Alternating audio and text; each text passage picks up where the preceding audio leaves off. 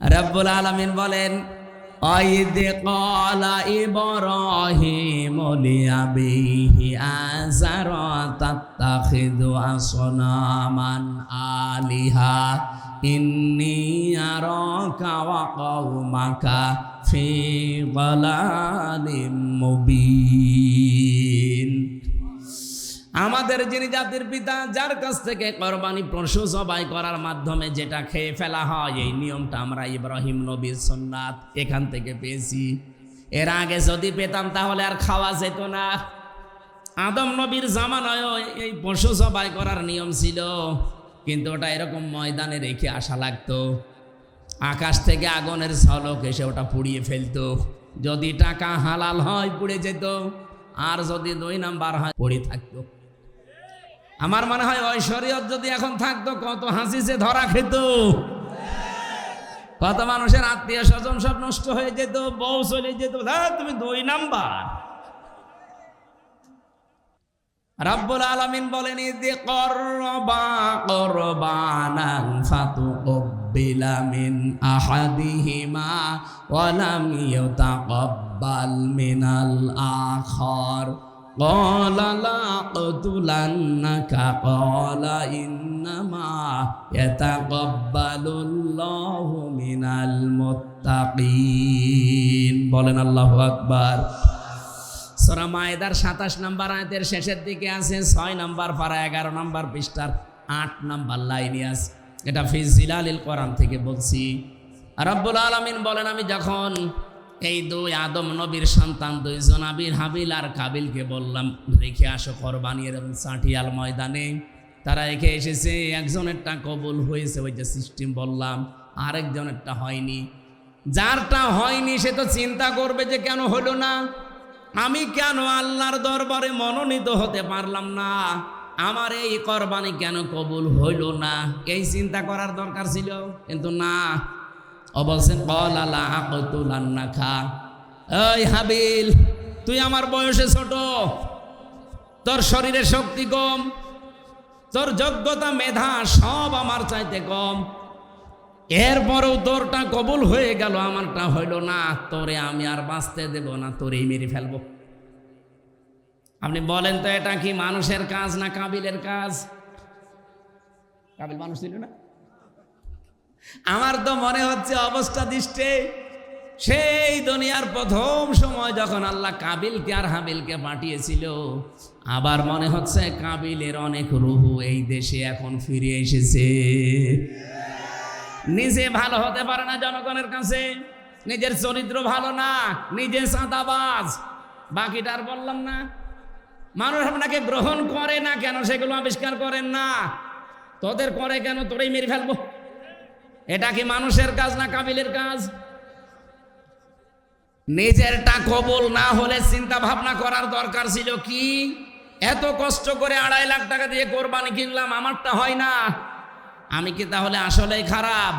আমার কর্মজীবন কি ঠিক নেই? আমার চরিত্র কি আসলে ভালো হয়নি? এই চিন্তা করে আরো নিজেকে সংশোধন করার দরকার ছিল না। ও বলছে ক্বালা লা আকতুলান্নাকা, লামে তাকিদ নুনে সাকিলা, ওই হাবিল তোরে আমি আর বাঁচতে দেব না, তোরটা কেন কবুল হয়েছে? ক্বালা ইন্নামা ইয়াতাকাব্বালুল্লাহু মিনাল মুত্তাকিন। হাবিল ওই দিন বলেছিল, ভাই আপনি আমার চাইতে বয়সে বড়, আপনার শক্তি বেশি, আপনি আমার আগে দুনিয়ায় এসেছেন, কিন্তু কান খাড়া করে শোনেন, ইন্নামা, ইন্নার পরে মা যোগ হলে বাংলা অর্থ আসে একমাত্র, কেবলমাত্র, শুধুমাত্র, হবেই হবে, এটাই, এরকম 33টা অর্থ আছে। হাবিল বলতে চেয়েছিল, হে ভাই আমি গ্যারান্টি দিতে পারি শুধুমাত্র, কেবলমাত্র, একমাত্র আল্লাহ মুত্তাকিদের জিনিসপত্র গ্রহণ করে থাকে। এই জন্য তিনি কব্বালা দেননি, ইয়াতাকাব্বালু দিয়েছেন। এটা মোজারে, বর্তমান ভবিষ্যৎ, প্রেজেন্ট ফিউচার। হাবিল বলতে চেয়েছিল, ভাই আপনাকে শুধু না, কিয়ামত পর্যন্ত যারা দুনিয়ায় আসবে সবাইকে আমি আজকে জানিয়ে দিলাম, আল্লাহ শুধু মুত্তাকিদের ইবাদত বন্দেগী কোরবানি গ্রহণ করছে এবং ভবিষ্যতেও করবে। এই জন্য আগামীর কোরবানি যদি কবুল করাতে হয়, জোর জবরদস্তি করা, দখলবাজি করা, চাঁদাবাজি করা বন্ধ করা লাগবে। চরিত্র ভালো করেন, নিজেকে সংশোধন করেন, 2.5 লাখ টাকা লাগবে না, 2.5 টাকার কোরবানি হলেও কবুল হয়ে যাবে ইনশাআল্লাহ।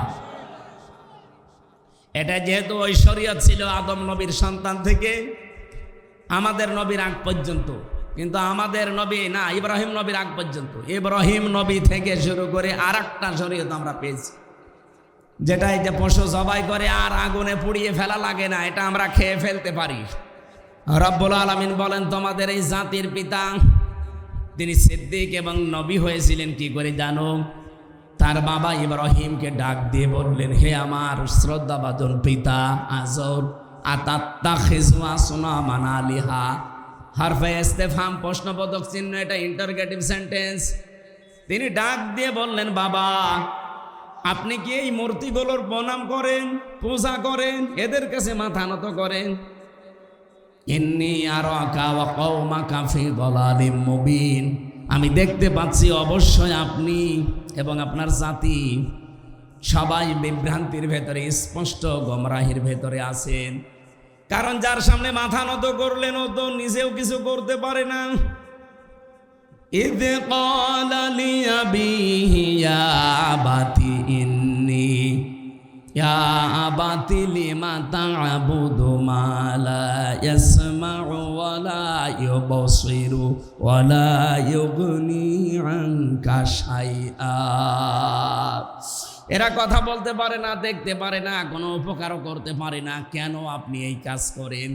বাবাকে কথাগুলো বলতে বলতে দলিল দেওয়া লাগবে, এজন্য নিজেও তো কিছু দেখা লাগবে। আল্লাহ পাক বলেন, আমি ইব্রাহিমকে এমন এমন কিছু দেখিয়েছিলাম, ওয়াকাযালিকা নুরি ইব্রাহিমা মালাকুতাস সামাওয়াতি ওয়াল আরদি ওয়া লিয়াকুনা মিনাল মুকিনিন। ওদের ভেতরেই বেড়ে ওঠা একজন মানুষ, ওদের বংশে জন্ম নেওয়া একজন মানুষ, কি এমন হয়ে গেল, কি দেখলেন হঠাৎ করে তিনি তার জীবনধারা পাল্টিয়ে ফেললেন, কথার ধরনও পাল্টিয়ে গেছে। তিনি বললেন, হে আমার বাবা, নড়তে পারে না, কথা বলতে পারে না, দেখতে পারে না, উপকার করতে পারে না, কেন তাদের ইবাদত করেন? হযরত ইব্রাহিম কেন তো শক্ত কথা বলেছিলেন জানেন? আল্লাহ বলেন, আমি ইব্রাহিমকে এমন কিছু দেখিয়েছিলাম আসমান আর জমিনের। কি দেখিয়েছিলাম? মালাকুত। এই শব্দের ব্যাখ্যায় ফি জিলালিল কোরআনে সাইয়্যিদ কুতুব রহমাতুল্লাহ আলাইহি অনেকগুলো অর্থ দিয়েছেন। আল্লাহ পাকের নবী ইব্রাহিম এই শক্ত কথা তার বাবাকে বলার পেছনে কারণ ছিল, এমন এমন নিদর্শন আল্লাহ তাকে দেখিয়েছেন, আসমান জমিনের পরিচালনার ব্যবস্থা এবং রাজত্বে, আল্লাহর যে রাজত্ব চলছে আসমান আর জমিনে, এই ক্ষমতা হযরত ইব্রাহিম নিজের চোখে অবলম্বন করেছিলেন। ওয়ালিয়াকুনা মিনাল মুকিনিন, তিনি দৃঢ় বিশ্বাসীদের অন্তর্ভুক্ত হয়ে গেলেন। এতটুকু পর্যন্ত তিনি দৃঢ় বিশ্বাস করতে পারেন না, একটা একটা করে তিনি অনুসন্ধান করছিলেন। এখানে তিনটার কথা বললাম না? ফালাম্মা জান্না আলাইহিল লাইলু রা কাওকাবা ক্বালা হাযা রাব্বি, তিনি সন্ধ্যাবেলায় দেখলেন আকাশে তারকা মিটমিট করে জ্বলছে, বললেন এটা আমার রব হবে। ওটা যখন অস্তমিত হয়ে গেল তিনি বললেন ক্বালা ফালাম্মা ফালা ক্বালা লা উহিব্বুল আফিলিন, যেটা অস্তমিত হয়ে যায় সামনে থেকে, যেটা সরে যায়, যেটা অদৃশ্য হয়ে যায়, যেটার কোনো অস্তিত্ব নেই, আসে চলে যায় না, এমন জিনিস আমি ভালোবাসি না। এরপরে তিনি চাঁদ দেখলেন, একই কথা বললেন। সূর্য দেখার পরেও তিনি একই কথা বললেন। এবার জাতির লোককে ডাক দিয়ে কড়া ভাষায় জবাব দিয়েছিলেন, ইন্নী ওয়াজ্জাহতু ওয়াজহিয়া লিল্লাযী ফাতারাস সামাওয়াতি ওয়াল আরদা হানিফাও ওয়া মা আনা মিনাল মুশরিকিন। সূরা আনামের ৭৯ নম্বর আয়াতে আছে, হযরত ইব্রাহিম বললেন, জাতির লোকেরা, আমি আজকে আমার চেহারা ঘুরিয়ে দিলাম। কার দিকে ঘুরিয়েছি জানেন? আসমান আর জমিনের যিনি উদ্ভাবক। এখানে ফাতারা শব্দটা আছে, তাফসিরে যারা পড়তে পারে, ফাতারন শব্দের বাংলা অর্থ হচ্ছে নমুনা ছাড়া, মডেল ছাড়া, আকার আকৃতি ছাড়া যিনি বানাতে পারেন, তার আরবি নাম হচ্ছে ফাতির। আমার আল্লাহ আসমান বানিয়েছে আর একটা দেখে দেখে, বলেন বলেন, জমিন বানিয়েছে আর একটা দেখে দেখে, কোন রকমের মডেল ছাড়া, নমুনা ছাড়া, কোন আকার আকৃতি ছাড়া আল্লাহ নিজের মন মতো করে প্রথমে আসমান বানিয়েছেন। আমি ওই আল্লাহর দিকে ঘুরলাম হানিফা, আমি একনিষ্ঠভাবে ঘুরলাম। অমান মিনাল মুশরিকিন, আমি মুশরিক না। সুবহানাল্লাহ বলতে পারেন না? যেই বলেছেন আমি মুশরিক না, তোমাদের মতো মূর্তি পূজা, গাছ পূজা, আগুন পূজা, দরগা পূজা, দুর্গা পূজা এগুলো আমি আর করি না। আমি এমন একজনের ঠিকানা পেয়েছি যার দিকে আমি একনিষ্ঠভাবে ঘুরলাম। ইয়া বাতিনি কদ জানি মিনাল ইলমি মা লাম ইয়াতিকা ফাত্তাবিউনি আহদিকা সিরাতান সাবিয়্যা। হে বাবা, আমার কাছে জ্ঞান এসেছে যেটা আপনার কাছে আসে নাই। আপনি আমার অনুসরণ করেন, আপনাকে আমি সরল এবং সঠিক পথ দেখাবো। ইব্রাহিম নবী এখন দেশে নেই, আছে? বলেন বলেন। ইব্রাহিমের সন্তান আছি আমরা, বুকে হাত দিয়ে আমরা গ্যারান্টি দিতে পারি আমরা ইব্রাহিমের সন্তান। ঠিক ওই মন নিয়েই বলছি কুষ্টিয়াবাসী, আমাদের কাছে এমন জ্ঞান আছে যে জ্ঞান আপনাদের কাছে নেই। সুতরাং আর একেবারে গ্যারান্টি নিয়ে, সত্য বিশ্বাস নিয়ে আপনার কাছে আমি এই মন নিয়ে এসেছি। আপনি অনুসরণ করেন, যা বলছি মেনে চলেন, সরল এবং সঠিক পথ পেয়ে যাবেন। আল্লাহর কসম, আপনি সরল সঠিক পথ পেয়ে যাবেন। এতটুকু বলতে দেরি, হযরত ইব্রাহিমের সবচাইতে বেশি আপন যে লোকটা তার বাবা, ডাক দিয়ে বলেছিল ক্বালা রাগিবুন আনতা আন আলিহাতি ইয়া ইব্রাহিম। হে ইব্রাহিম, তুমি কি আমাদেরকে, আমার ইলাহগুলোকে তুমি কি পরিত্যাগ করার কথা বলো? এখানে ইলাহ বলতে ওই জামানায় নাই, মূর্তি পূজা করতো তারা, তাদেরকে বুঝিয়েছেন। এখন বলেন এই হাজার হাজার পরে এখন ইলাহ শব্দের ব্যাখ্যা আপনি কি করবেন? আনতা আন আলিহাতি ইয়া ইব্রাহিম, হে ইব্রাহিম, আমাদের ইলাহগুলো সম্পর্কে তুমি কি আমাদেরকে দূরে সরাতে চাও? এখন ইলাহ শব্দের প্রথম ব্যাখ্যা হচ্ছে আইন কানুন যে তৈরি করতে পারে তাকে ইলাহ বলে।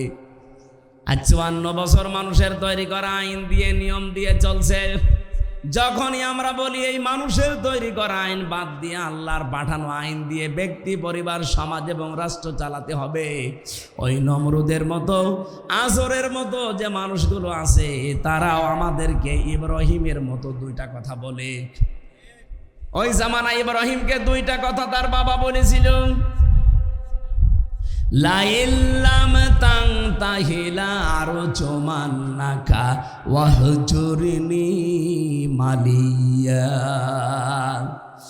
ডাক দিয়ে বলেছিল ইব্রাহিম, যে কথা বললে এই কথা যদি নিজেকে মুক্ত করতে না পারো, যদি আমাদের দেবতাদেরকে গালিগালাজ বন্ধ না করো, যদি বলো যে আমি মুশরিক, এ কথা বললে ছেড়ে দেব। যদি বলো আমি মুশরিক না, আমি শিরিক করি না, আমি পার্টনারশিপ করে চলি না, 1 নম্বরে আমি তোমাকে হত্যা করব। বাবা বলছে এই কথা। 2 নম্বরে তুমি আমার কাছ থেকে ওয়াহজুরনি মালিয়া, দূরে চলে যাও, যেন তোমাকে আমি আর না দেখি, তোমার কথা আমার মনে না থাকে। আমার তো মনে হচ্ছে ঠিক এই কথাটা ইব্রাহিমের সন্তানদের 100 ভাগ খাপের খাপ মিলে যাচ্ছে। আমরা যখন ওই আল্লাহর কথা তুলে ধরি, আল্লাহর আইনের পক্ষে কথা বলি, ঠিক যারা মানুষের তৈরি করা আইন কানুন জমিনে কায়েম করতে চায়, এতদিন যাদেরকে আমরা অভিভাবক মনে করতাম, বড় ভাই বলতাম, দাদা বলতাম, ঠিক যেন তারা এখন আমাদের জানের শত্রু হয়ে দাঁড়াচ্ছে। ইব্রাহিমকে বলেছিল লাইল্লাম তাংতাহিলা আরজুমান্নাকা, লামে তাকিদ নুনে সাকিলা, তোরে আমি মেরেই ফেলবো, হত্যা করে ফেলবো। আজ বিভিন্ন জায়গায় আওয়াজ তুলছে না, বলেন ওয়াহজুরনি মালিয়া, অথবা আমার কাছ থেকে দূরে চলে যাও। দেশ থেকে দাঁড়িয়ে দেওয়ার জন্য কত রকমের কায়দা কৌশল এখন তৈরি করছে সামনে। আপনারা যত কিছু করেন না কেন, আমরা নমরুদের সন্তান না, আমরা ইব্রাহিমের সন্তান। আরো জোরে, জোর হলো না? ইব্রাহিম বলেছিলেন ওয়াতাসিলুকুম ওয়ামা তা'বুদুনা মিন দুনিল্লাহি ওয়া আদউ রাব্বি ওয়ালা মাকুম বিদুআইকা রাব্বি শাকিয়া। তোমরা যাদের সাথে আর শরীক করো মানুষের তৈরি করা আইন নিয়ে, কেউ দরগা পূজায়, কেউ দুর্গা পূজায়, কেউ পীর পূজায় ব্যস্ত আছো, আমি সব ছেড়ে দিলাম। ওই আল্লাহ বাদে তোমরা যাদেরকেই ডাকো আমরা কাউকে মানি না। আজ বাংলাদেশে যারা আল্লাহর দিন কায়েম করতে চায় তাদের স্লোগান এইটাই। এই কথা বোঝা লাগবে, তাদের স্লোগান এইটা না। অথচ এই 54 বছর ধরেই তাদের উপর একটা মিথ্যা তহমত লাগানো আছে, তাদের আকীদা ঠিক নেই। কে বলেছে আপনাকে? বাংলাদেশ জামাত ইসলামীতে যারা আছে তাদের আকীদা হচ্ছে জমিন আল্লাহর, আইন চলবে আল্লাহ। এই কথার বাইরে যদি তাদের আকীদা থাকে, আমি কোরআন শরীফ মাথায় নিয়ে বলছি আপনাদের, তাদের ভোট দেবেন না। যদি তারা বলে যে জমিন আল্লাহর, আইন চলবে আমার নেতার না, এমনকি মওদুদি সাহেবের আইন চলবে, তাদের ভোট দেবেন না। যদি বলে যে জমিন আল্লাহর, আইন চলবে আল্লাহর, এ কথা বলার পরও যারা বলে এদের আকীদা ঠিক নেই, আপনার কি আকীদা? দেখি আপনার আকীদা দেখি। এই মিথ্যা তহমতটা কেন লাগান একটা মানুষের উপরে?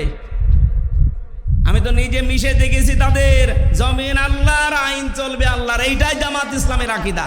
যদি জামাতের থাকে জিজ্ঞাসা করে দেখেন, এর বাইরে আকীদা থাকলে ওনাদেরকে ভোট দূরের কথা আত্মীয়তাও করবেন না। দরকার মেয়ে বিয়ে দেয়া থাকলে মেয়ে বাদ দিয়ে নেবেন, আকীদা ঠিক নেই। কিন্তু জমিন আল্লাহর, আইন চলবে আল্লাহর, এই আকীদা ঠিক নেই। এটা কি আমাদের আকীদা না নবীদের আকীদা? বলেন বলেন। ইব্রাহিম নবী আকীদা পোষণ করতেন, যারা আল্লাহ বাদে মিন দুনিল্লাহ, অন্য কারো সাথে যারা আছো আমি সব থেকে ইতিজাল, আমি দূরত্ব বজায় রাখলাম, সব ছেড়ে দিলাম। ওয়াদউ রব্বি, আজকে থেকে আমি শুধু আল্লাহকে ডাকবো, আমার রবকে। আলাম আকুম বিদুআইকা রব্বি শাকিয়া, আমি আশা করছি আমার রব আমাকে হতভাগ্য করবে না, আমার ডাকে আল্লাহ সাড়া দেবে। সেই বিশ্বাস আমাদের নেই? আরো জোরে বলেন আছে কিনা? সুতরাং একনিষ্ঠ ভাবে যারা ফিরে এসেছি, বিপদ আপদ মুসিবত ষড়যন্ত্র 1 আর 2 আসবেই, কারণ এখনো নমরুদের বাচ্চারা দুনিয়া থেকে শেষ হয়ে যায়নি। এমনকি ইব্রাহিমের সন্তান যারা, তারা আমরা যেমন শেষ হয়ে যায়নি, বিপরীত যারা নমরুদ তারা শেষ হয়ে গেছে। আমরা বেঁচে থাকলেও লাভ, মরে গেলেও লাভ। আর নমরুদ বেঁচে থাকলেও ক্ষতি, মরে গেলেও ক্ষতি। হযরত ইব্রাহিম তিনি আল্লাহর পরিচয় খুঁজতেছিলেন, অনুসন্ধান করতেছিলেন, শেষ পর্যন্ত তিনি পেয়ে গেলেন, মেনে নিলেন। আর আমরা এমনিতে তিনি সিদ্দিক হয়েছেন। সত্যকে সত্য জানার পরে বাবা বিপক্ষে, বংশের লোক বিপক্ষে, দেশের মানুষ বিপক্ষে আগুনে দিয়েছে, এরপরও তিনি সত্যকে ছাড়েননি। আল্লাহ বলেন, তুমি সাধারণ শুধু খলিল না, তোমাকে আমি খলিল দিয়েছিলাম পরীক্ষার কারণে, আজকে থেকে তোমার আরেকটা নাম দিলাম, ইন্নাহু কানা সিদ্দিকান, তুমি সিদ্দিক। সত্যকে সত্য জানার পরে দুনিয়ার সব পেছনে ফেলে যারা মেনে নিতে পারে, এরা সিদ্দিক। এই সিদ্দিক বাংলাদেশে বড় অভাব। খালি আমরা আবু বকর সিদ্দিক হয়ে বসে আছি, কিন্তু সিদ্দিক যে কিভাবে হওয়া লাগে, হযরত আবু বকর এমনি সিদ্দিক হননি। এমন একটা কঠিন বিষয় তিনি বিশ্বাস করেছিলেন, যেটা আল্লাহ পর্যন্ত বলতে গিয়ে আশ্চর্য হয়ে গেছে। সুবহানাল্লাযী আসরা বিআবদিহি লাইলাম মিনাল মাসজিদিল হারাম ইলাল মাসজিদিল আকসা। আল্লাহ নিজে পর্যন্ত আশ্চর্য হয়ে গেছে ঘটনাটা বলতে, এই জন্য তো সুবহান ব্যবহার করল। যেই ঘটনা বলতে আল্লাহ নিজে আশ্চর্য হয়ে যায়, সেই ঘটনা যখন আবু জেহেল শুনেছে, একবারেই বলেছে মুহাম্মদ মিথ্যাবাদী।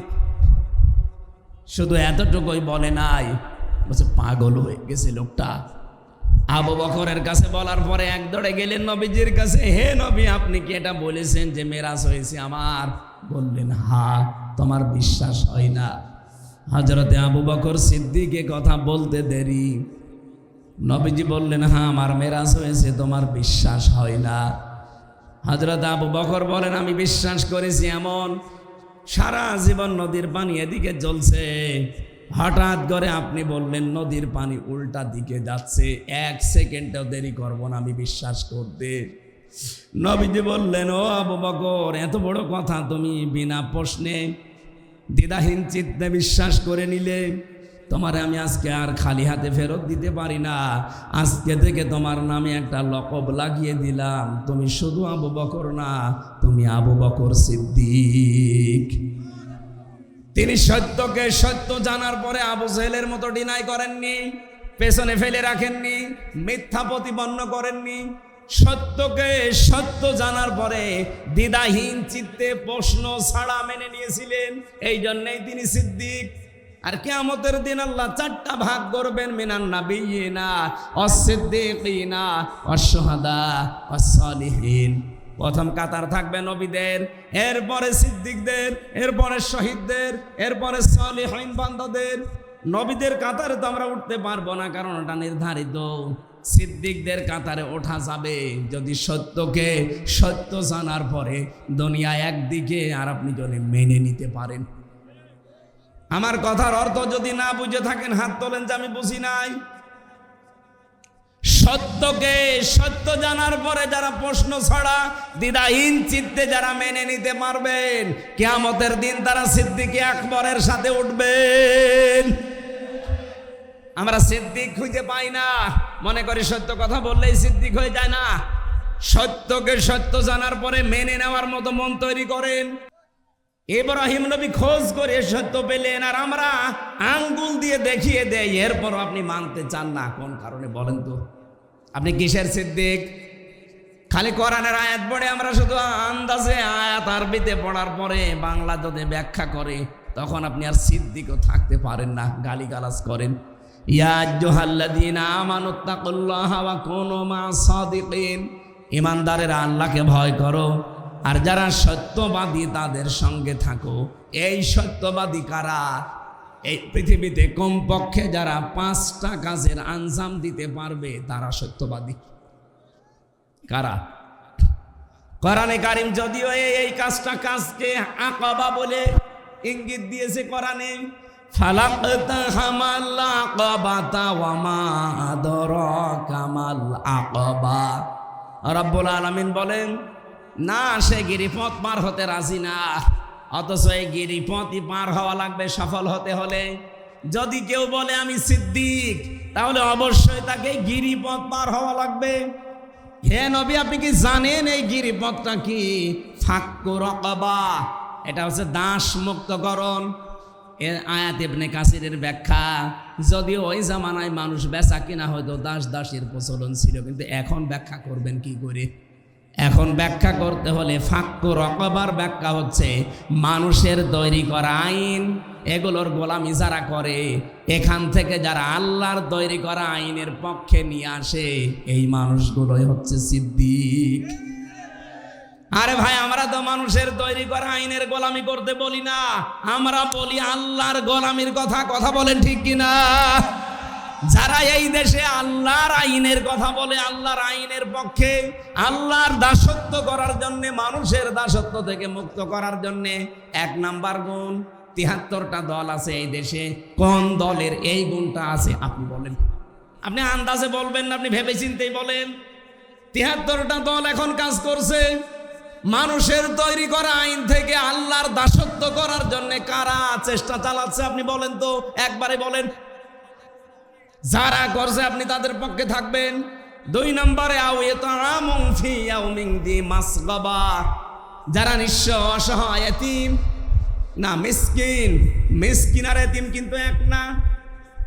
এতিম শব্দের শাব্দিক অর্থ হচ্ছে যারা খাবারের ধান্দায় থাকে, আর একটা অর্থ হচ্ছে যাদের মা বাবা নেই। কিন্তু মিসকিন মানে সাকানায় কোনো থেকে, মিসকিন মানে যার বসবাসের ঘর বাড়ি নষ্ট হয়ে গেছে, মাথা গোজার ঠাঁই নেই, এমন মানুষের সামনে যারা যারা দাঁড়ায়, এই মানুষগুলো হচ্ছে আল্লাহর ভাষায় সিদ্দিক। সত্যকে সত্য জানার পরে এগিয়ে গেছে। আগস্টের 5 তারিখের পরে দেখবেন মে মাসে, জুন মাসে এই দেশে বন্যা এসে অনেকের ঘর বাড়ি, মাথা গোজার ঠাঁই নষ্ট করে দিয়েছিল। কথা বলেন না কেন? কত দল আছে এই দেশে বলেন, একটা দলকে আমরা এগিয়ে যেতে দেখলাম না। ওই ফেনীতে, ওই কুড়িগ্রামে, ওই সিলমারির চরে যারা ভেসে গেছে, বাড়ি ঘর নেই, নিজেদেরও চলে না, এরপরও দেখলাম এই মানুষগুলো সেখানে যে সাধ্য মতো ত্রাণ দিচ্ছে। টাকা আপনার ছিল না, কয় টাকা দিয়েছেন আপনি? এ কাজ তো আপনার টাকায় হবে না, কারণ আপনাকে আল্লাহ সত্যবাদী হিসাবে গ্রহণ করে নাই। 3 নম্বরে ইয়াতীমান দা মাকরাবা, যারা নিকট আত্মীয় স্বজনের ভেতরে এতিম অসহায় এদের পাশে যারা দাঁড়ায়। কিন্তু বাস্তবতা এত কঠিন, এই বাংলাদেশে অনেক মানুষ আমরা আছি নিজের আত্মীয় স্বজনের ভেতরে যদি গরিব হয়, আপন বোন গরিব, তার পরিচয় দিতে চাই না। আর ধর্ম বোন পাতিয়েছি মিরপুরে, বছরে 3 বার করে যাই। হ্যাঁ, কথা বলে না কেন?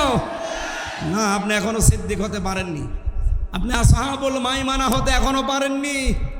এই কাজটা যারা করে আপনি মিলান, যারা নিকট আত্মীয় স্বজনের খোঁজ খবর নেই, তাদের পাশে গিয়ে দাঁড়ায়, নিজের চলে না তারপরেও দাঁড়ায়। এরা এমনি দাঁড়াতে পারে না, এদের পরিবারগুলো ঠিক এইভাবে তারা গড়ে তুলেছে। বাংলাদেশে বহু মানুষ দাঁড়াতে পারেন না তাদের পরিবারের কারণে, আমি তো জানি। এই গুণটা আপনিও অর্জন করতে পারতেন, ইয়াতীমান দা মাকরাবা, কিন্তু পারছেন না। আপনার নিকট আত্মীয় স্বজন গরিব মানুষ যারা আছে, চাচা হোক, বোন হোক, ফুফু হোক, এই প্রতিবেশী আত্মীয় স্বজন এদের কাছে যেতে পারেন না, তাদের হক আদায় করতে পারেন না। একটাই কারণ, আপনার বউ বাধা দেয়, আপনার শাশুড়ি বাধা দেয়। এরকম পরিবার দেশে নেই। আমাদের বাধা দিয়ে আটকারে আসতে পারে না, কারণ আমরা ছোটবেলা থেকে ওইভাবে তৈরি করি যে ইয়াতীমান দা মাকরাবা হওয়া লাগবে। গরিব থেকে এটা এসেছে। নিকট আত্মীয় স্বজনের খোঁজ খবর না রাখলে যত বড় মুসলমান দাবি করেন, আপনি নামের আগে পরে সিদ্দিক লাগান, জীবনও আল্লাহ আপনাকে সিদ্দিকের কাতারে কিয়ামতে তুলবে না। এই জন্য বউ যারা এসেছেন, বিভিন্ন জায়গায় বসে আছেন মা বোনেরা, আপনি যদি চান আপনার স্বামী আরো বেশি দিন বেঁচে থাক, আপনার স্বামীর সম্মান মর্যাদা ইজ্জত দুনিয়ায় আরো বেড়ে যাক, আপনি সব সময় স্বামীকে দিয়ে চেষ্টা চালাবেন। দেখো, আর যাই করো, আমাদের পক্ষে হোক বিপক্ষে হোক, নিকট আত্মীয় যাদের রক্তের সম্পর্ক, এইগুলোর হক আদায় করো। এরকম বউ দেশে কম না বেশি? বলেন বলেন, পাওয়া যাচ্ছে। আজ হাজারো পরিবারের শান্তি নেই বউ শাশুড়ির জন্যে। স্বামীগুলো আজ মানসিক রোগী হয়ে যাচ্ছে। আমি কি বেশি বলে ফেললাম? বলেন বলেন। সম্মানিতা মা বোন যারা এসেছেন, কিসের নামাজ পড়েন আপনি? আমি জানি যে আপনার রাগ হচ্ছে, আপনি মনে মনে দোয়াও করছেন যে হুজুর এতক্ষণ ভালো ছিল, কি আমাদের পেছনে আবার লাগলো, হুজুর যেন মরি যায়। যাব মরি, তারপরও সত্য বলি যায়। আজ আপনাদের এই বউ আর শাশুড়ির ছোট মনের কারণে হাজারো স্বামী আমরা আজ মানসিক রোগী। কারা কারা এরকম ঝামেলায় আছেন? হাত তোলেন তো, তোলেন হাত। সিদ্দিক হওয়ার জন্য পরিবারকে এভাবে গড়ে তোলেন। এই জন্য বাংলাদেশে ৭৩টা দলের একটা দল আমি পেয়েছি, যেই দল করলেই হয় না, ওই দলে প্রতি সপ্তাহে 2 দিন করে অন্তত পারিবারিক বৈঠক করা লাগে কোরআন আর হাদিস দিয়ে। খালি আপনি সিদ্দিক হবেন হবে না, তার পরিবারটাও সিদ্দিক করা লাগবে। এই কথা বলেন না কেন? সিদ্দিক আয়েশা সিদ্দিকা কি আকাশ থেকে পড়েছিল? তাকে তৈরি করা লেগেছে। আমাদের পরিবারেও যারা আয়েশা, খাদিজা, ফাতেমা আছে, তাদেরকে আমরা আয়েশার মতো সিদ্দিকা বানাতে চাই। বলেন বলেন। আহ্বান জানাচ্ছি, দিয়ে দেন, দেখবেন এমনি আপনার বউ সিদ্দিক হয়ে যাবে। প্রতিদিন 8টা 9টা করে ঘর পূরণ করা লাগে। এমনি আপনার বউ 3 মাস 6 মাসে দেখবেন ওর চরিত্র পাল্টিয়ে ও অলরেডি এখন ফাতেমা তো জহরা আয়েশা সিদ্দিকার অনুসারী অনুগামী অলরেডি হয়ে গেছে। এই জন্য একটা বই আছে আমার, আপনারা নিয়ে মেয়েকে পড়াবেন, বউকে দেবেন। আদর্শ 6 জন আদর্শর জীবন নিয়ে লিখেছি। মেয়েদের কারা কারা আদর্শ, এই গাড়িতে আছে এটা, যদি থাকে কোনো জায়গায় আশপাশে কোনো দোকানে, গাড়িতে কোনো জায়গায় মাহফিল হলে ওইটা নিয়ে পড়াবেন। মেয়েদের এই ছোট মনটা যদি বড় হয়ে যায় না, এই ব্রড মাইন্ডের মন হয়, ন্যারো মাইন্ডের বাদ দিয়ে আমাদের পরিবারগুলো হয়ে যাবে এক একটা জান্নাতের মতো। আজ হাজারো পরিবারে সন্তান নিজের মাকে বাবাকে বিনা কারণে আলাদা করে দিচ্ছে, কোনো অভাব নেই, এরপরও আলাদা করে দিচ্ছে, শুধু ওই বর ছোট মনের কারণে। আর ওই বউকে ফসলায় ওর মা ওখান থেকে, শাশুড়ি। এরকম ডেঞ্জার শাশুড়ি আছে কার? আমার ভাইরা, 4 নম্বরে গুণ পেয়েছিলাম কোরআনে কারিমের সূরা বালাদে, ইয়াতীমাং যা মাকরাবা আও মিসকিনাং যা মাতরাবা। ধোলা মলিন যারা, নিঃস্ব যারা, নিজের শরীরের ভেতরে ঘাম ঝরে, যে মানুষগুলো চেহারায় ক্লান্তি শ্রান্তি লেগে থাকে, এই মাতরবা মানে তুরব থেকে এসেছে, ধোলাবালি যাদের শরীরে লেগে থাকে, এদের কাছে যারা এগিয়ে যায়, আমি নিজের চোখে দেখাই যে কোরআন আমার সামনে। এই যে বিশাল তাপদাহ চলছিল বাংলাদেশে, আমি ওই সময় খুলনা বাগেরহাট মংলা ছিলাম, 49 ডিগ্রি সেলসিয়াস চলছিল। ফেসবুকে দেখলাম ভিডিও, বাংলাদেশে কুষ্টিয়া জেলা জামাতের পক্ষ থেকে মজমপুর গেটে, চোরহাসে, ওই লাহিনী বটতলায়, ত্রিমোহনীতে, বিভিন্ন জায়গায় তারা স্যালাইন পানি শরবত নিয়ে এই ধুলি মলিন যারা খেটে খায় তাদের সামনে এগিয়ে দিচ্ছে।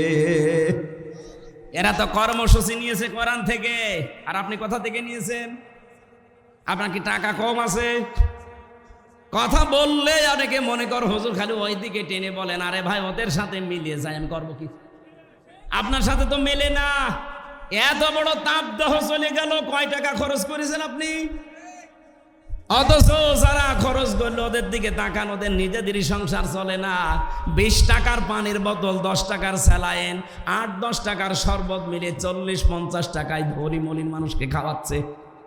ওরা কর্মসূচি হাতে নিয়েছে কোরআন থেকে, কারণ ওরা সিদ্দিক। কিয়ামতের দিন আবু বকর সিদ্দিকের সাথে, ইব্রাহিম খলিল সিদ্দিকের সাথে তারা উঠবে। জোরে বলেন সুবহানাল্লাহ। আল্লাহ পাক বলেন এরপরও আরো কিছু গুণ আছে। সুম্মা কানা মিনাল্লাযীনা আমানু ওয়া তাওয়াসাউ বিস-সাবরি ওয়া তাওয়াসাউ বিল মারহামাত ইলা আখির আয়াত। এরা ঈমান আনবে, ঈমানের ভেতরে কোনো ভেজাল রাখবে না। ঈমানের ভেজালের নাম হচ্ছে শিরিক। ঈমানের ভেজালের নাম কি? আরো জোরে বলেন, বলেন বলেন, ভালো করে বুঝবেন। আমি 3 বার বলেছি, কিন্তু ঈমানের ভেজালের নাম কি? আজ বাংলাদেশে ঈমানের ভেজালের শিরিক আছে না নেই? এই যে এখন কাবায় যাচ্ছে মানুষ, সূরা আলে ইমরানের 93, 94, 95 নম্বর আয়াতগুলো একটু মিলাবেন বাড়িতে। আল্লাহ পাক বলেন ফিহি আয়াতুম বাজ্জিনাতুম মাকামু ইব্রাহিম ওয়া মান দাখালাহু কানা আমিনা ইলা আখির আয়াত। আল্লাহ বলেন আমার এই কাবার এরিয়ার ভেতরে বহু নিদর্শন আছে, তার অন্যতম নিদর্শন মাকাম ইব্রাহিম। আমার এই কাবার চত্বরের ভেতরে যারা প্রবেশ করবে তারা নিরাপত্তা পেয়ে যাবে। এ গ্যারান্টি কার? আরো জোরে। বাংলার মুসলমানেরা বলেন তো, বাংলাদেশ কি কাবা শরীফ? জবাব দিলেন না। কুষ্টিয়া কাবা শরীফ। তাহলে আল্লাহ যে দিলেন ওমান দাখালাহু কানা আমিনা, এই ঘরে প্রবেশ করলে সে নিরাপদ। নিরাপত্তার বেষ্টনীতে সে স্থির থাকতে পারবে, কেউ তার ক্ষতি করতে পারবে না এরিয়ার ভেতরে গেলে। আমি নিজে দেখেছি বাইরে কত চিন্তায় হয়, মারামারি কাটাকাটি গালিগালাজও আছে, কিন্তু কাবার এরিয়ার ভেতরে কোনো মারামারি কাটাকাটি নেই। কেন? ওই জায়গাটা নিরাপত্তার বেষ্টনী দেওয়া। হামজা দিয়েছে কে? আরো জোরে। কেন দিয়েছে? কারণ ওই এরিয়ার ভেতরে কোনো শিরিক নেই। কাবার এরিয়ার ভেতরে কোনো শিরিক নেই, এ কারণে আল্লাহ বলেন আল্লাযীনা আমানু ওয়া লাম ইয়ালবিসু ঈমানাহুম বিজুলমিন উলাইকা লাহুমুল আমনু।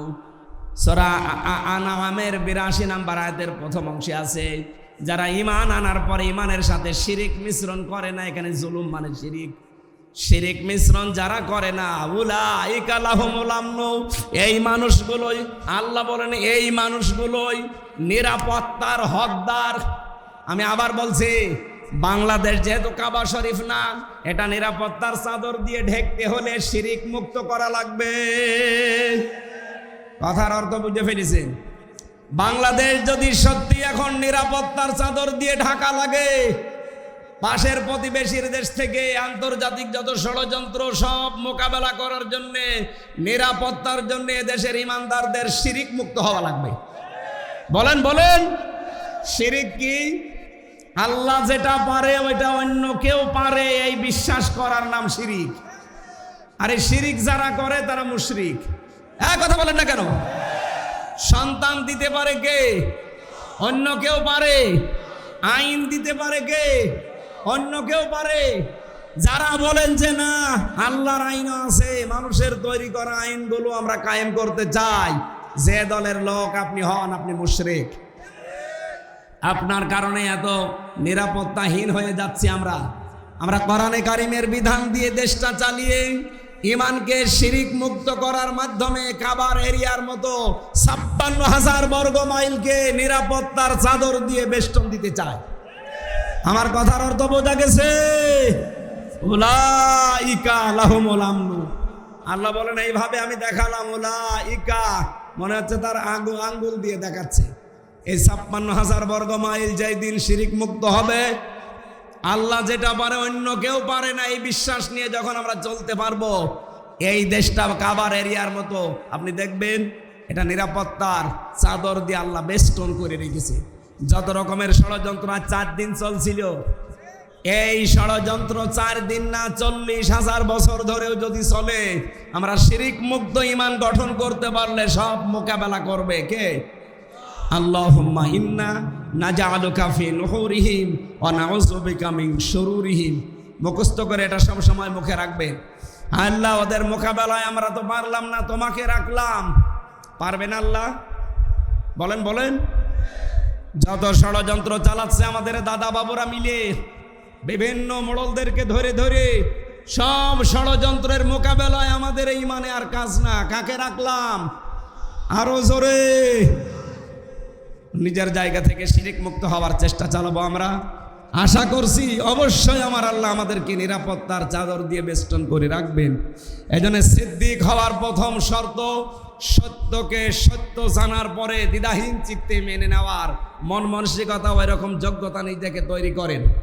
অথবা সাউবিল হাক্কি অথবা সাউবিল মারহামা অথবা সাউবিল সবরি অথবা সাউবিল মারহামা। তারা সবরের উপদেশ দেবে।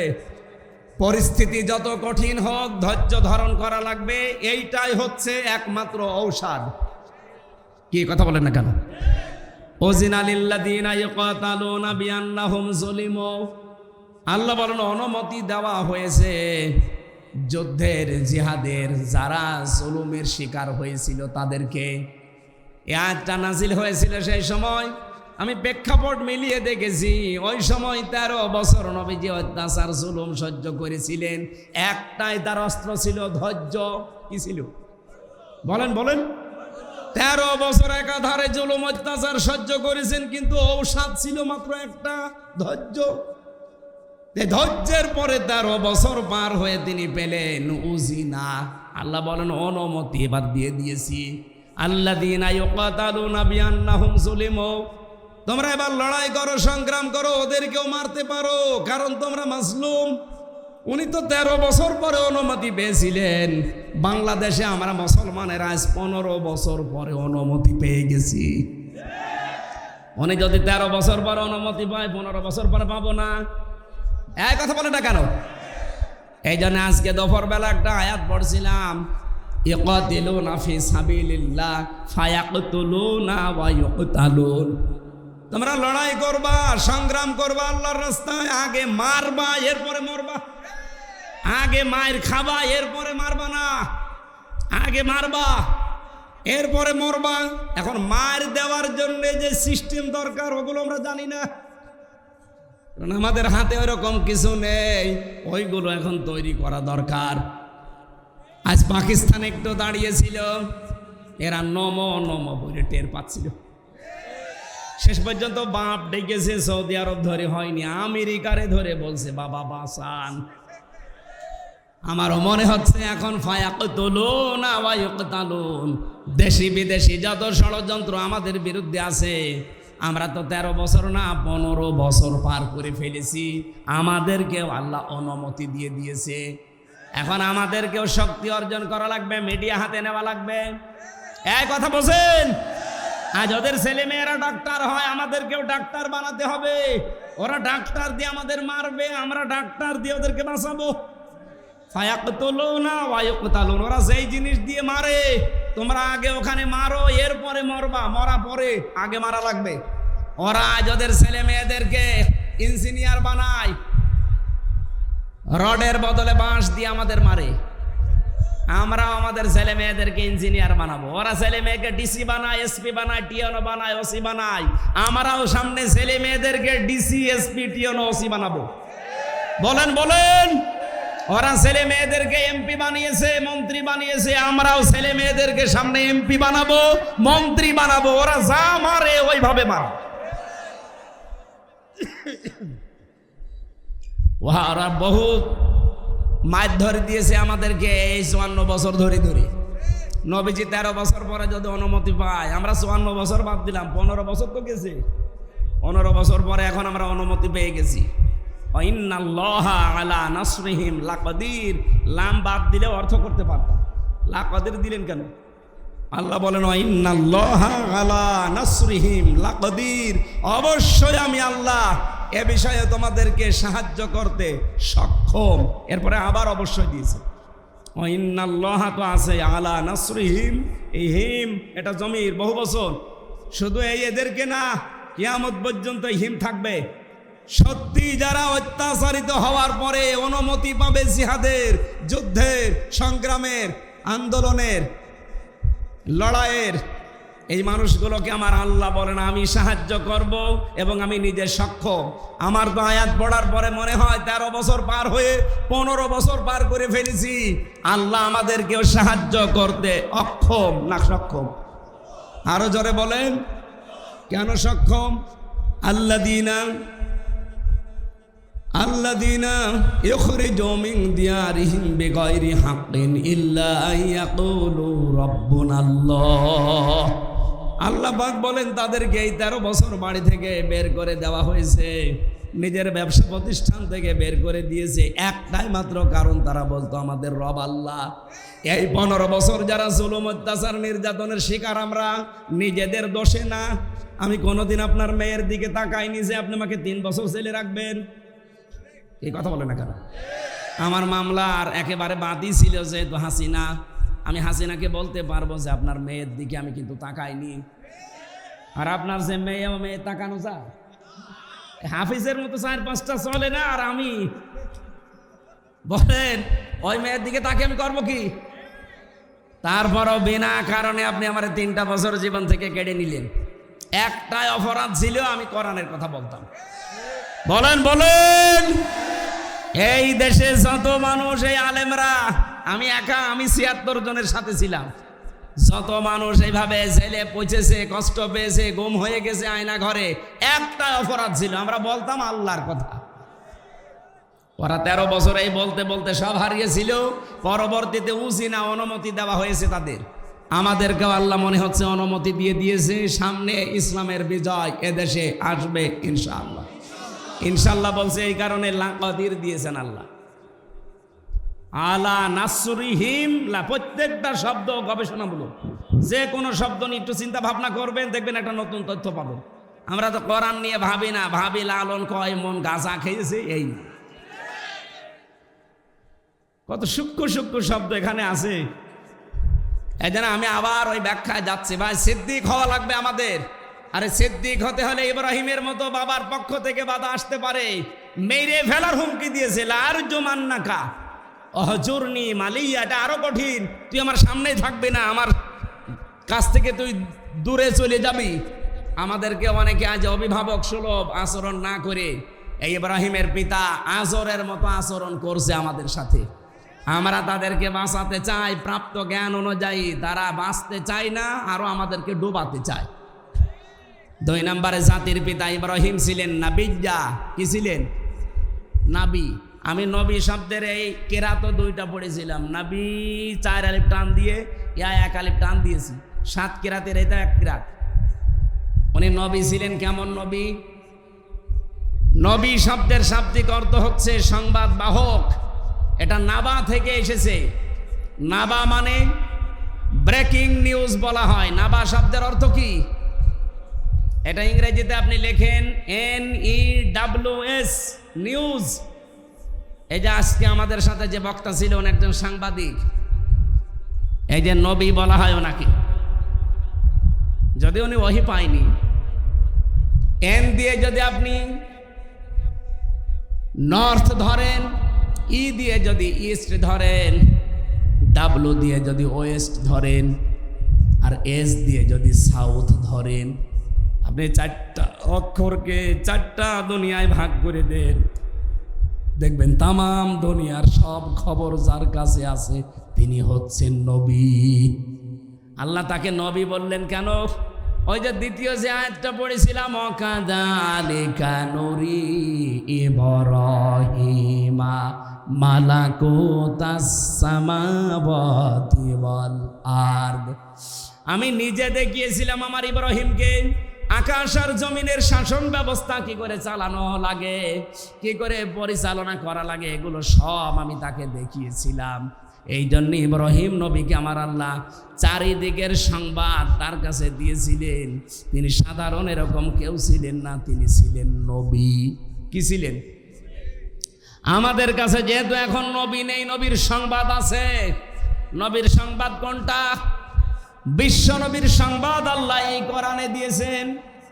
আমি প্রায় 17টা পেয়েছি বিশ্ব নবীকে নিয়ে আমার আল্লাহ কোরআনে কারিমে 17 জায়গায় বিশদ আলোচনা দিয়েছেন, আর 7টা জায়গায় পেয়েছি তার নাম আল্লাহ স্পষ্টভাবে ওই মোহাম্মদ উচ্চারণ না করে অন্যান্য নাম দিয়ে তাকে ডাক দিয়েছেন। কোরআন শরীফের ভেতরে 7টা নামে ডাক বেশি পেয়েছি আমি, মোহাম্মদ, আহম্মদ, আব্দুল, মুজাম্মিল, মুদ্দাসির আর তহা, ইয়াসিন।